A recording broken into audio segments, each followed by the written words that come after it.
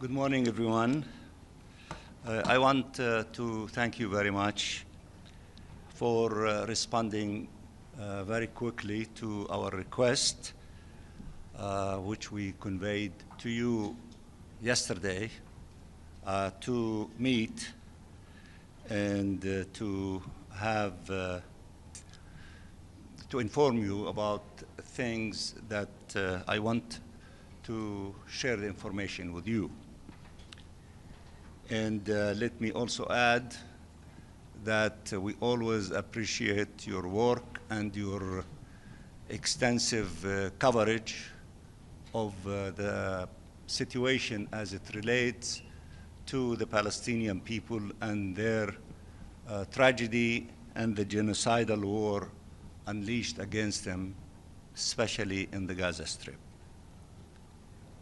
I want to talk to you about 4 subjects. The first one is related to the efforts in the Security Council to stop the genocide, to stop the war and aggression against our people,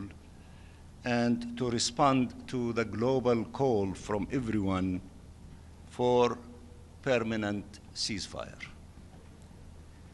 In this connection, in the Security Council,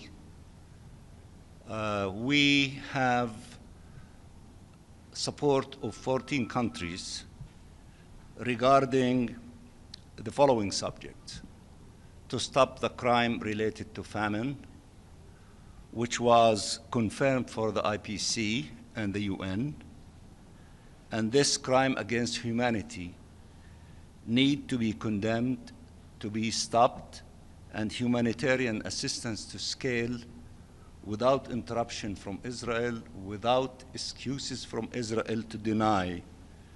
the Palestinian people having food, water, medicine in all corners of the globe, which are leading to the death by the hundreds of Palestinian children and civilians. And also to condemn and to demand the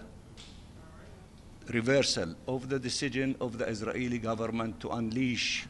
massive military force against the Gaza Strip, beginning of not allowing a single person to remain in Gaza City,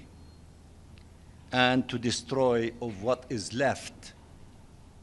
in Gaza, beginning with the north, in which many reports indicate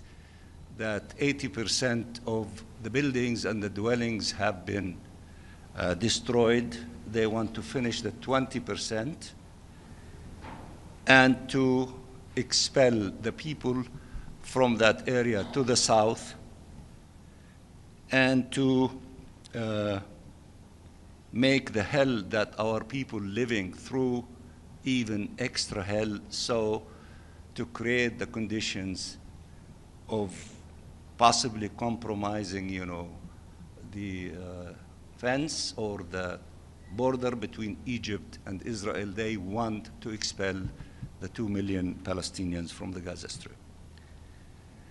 And the third element, which was also discussed in the Security Council as it relates to illegal settlement campaign, E1 plan, thousands of settlements,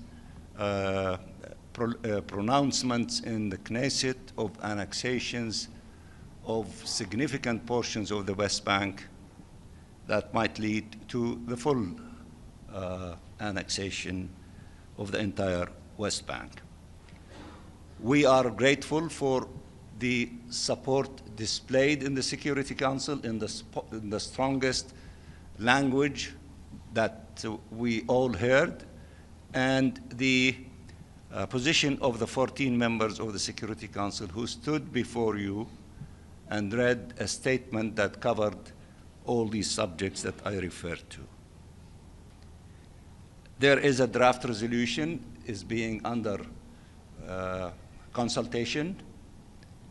and we hope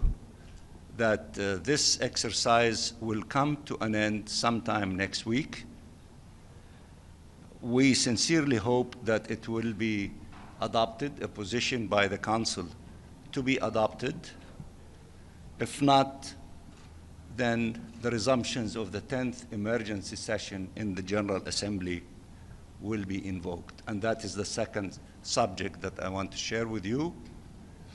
That possibility, if the Security Council does not shoulder its responsibility to stop all these crimes that I mentioned, related to famine, related to military complete control of all of the Gaza Strip, and the reversal of the illegal settlement activities, including in E1, then we have no choice, but we will be forced to go to the General Assembly so that the General Assembly to shoulder its responsibility. Of course, the resumptions of the 10th emergency session has to be completed before the beginning of the UNGA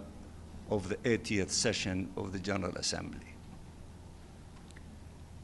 The third item that I want to refer to briefly is the resumptions of the International Conference for the Two-State Solution at the level of the summit, heads of states and government, which has been decided to take place in the afternoon of the 22nd of September. Yesterday, there was a meeting for the Committee on the Exercise of the Inalienable Rights of the Palestinian People, and the representative of France, the Chargé, and representatives of Saudi Arabia came and briefed the committee on the details and the modalities, the initial ones, related to that resumptions of the conference at the level of the summit, in which heads of states and governments will be participating. And of course, there are a lot of details are still under considerations. And once the two co-chairs complete this exercise, we'll share it with member states and obviously will be shared with you. The last item that I want to refer to is related to Palestinian journalists. You know as well as I do, there hasn't been a conflict for the last 100 years and more in which journalists covering such wars that have been killed as we have witnessed as it relates to Gaza. You know that the number is in excess of 245 journalists that have been killed. It is obvious that the Israeli occupying authority do not want independent journalists to document and to report their crimes. There is no explanation other than that for justifying this massive number of journalists being killed almost every day, almost every month, every week. And this tremendous crime against journalists, along with the crimes against humanitarians and staff of the United Nations, especially staff of UNRWA, in which more than 350 have been killed so far while they were carrying their duty or providing humanitarian assistance to civilians, which is their mandate. It is their duty. So to kill those, to deprive the Palestinians from having assistance, to kill journalists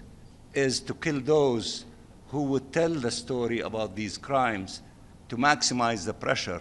against those criminals who are committing these crimes.